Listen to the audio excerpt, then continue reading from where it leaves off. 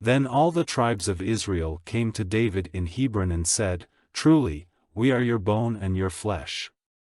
In the past when Saul was king over us, it was you who went at the head of Israel when they went out or came in, and the Lord said to you, 'You are to be the keeper of my people Israel and their ruler.'" So all the responsible men of Israel came to the king at Hebron, and King David made an agreement with them in Hebron before the Lord, and they put the holy oil on David and made him king over Israel. David was 30 years old when he became king, and he was king for 40 years, ruling over Judah in Hebron for 7 years and 6 months, and in Jerusalem, over all Israel and Judah, for 33 years. And the king and his men went to Jerusalem against the Jebusites, the people of the land, and they said to David, "You will not come in here, but the blind and the feeble-footed will keep you out," for they said, "David will not be able to come in here." But David took the strong place of Zion, which is the town of David.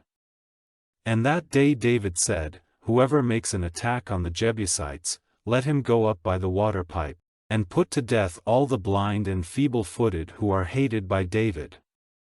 And this is why they say, "The blind and feeble-footed may not come into the house."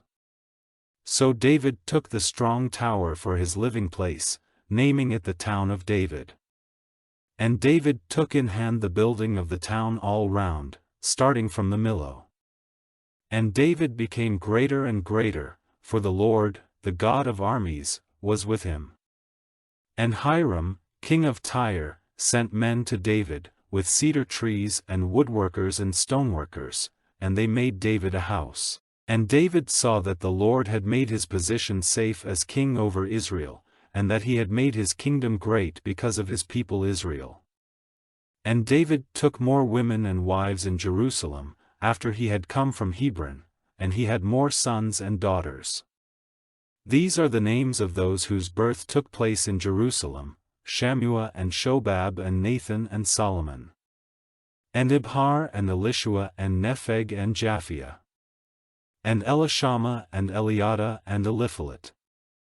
And when the Philistines had news that David had been made king over Israel, they all went up in search of David, and David, hearing of it, went down to the strong place. And when the Philistines came, they went in every direction in the valley of Rephaim. And David, desiring directions from the Lord, said, "Am I to go up against the Philistines? Will you give them up into my hands?"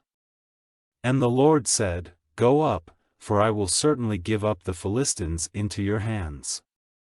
And David went to Baal-perazim, and overcame them there, and he said, "The Lord has let the forces fighting against me be broken before me as a wall is broken by rushing waters."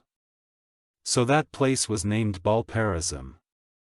And the Philistines, when they went in flight, did not take their images with them, and David and his men took them away. And the Philistines came up again, and went in every direction in the valley of Rephaim. And when David went for directions to the Lord, he said, "You are not to go up against them in front, but make a circle round them from the back and come on them opposite the spice trees. Then at the sound of footsteps in the tops of the trees, go forward quickly, for the Lord has gone out before you to overcome the army of the Philistines." And David did as the Lord had said, and he overcame the Philistines, attacking them from Gibeon to near Gezer.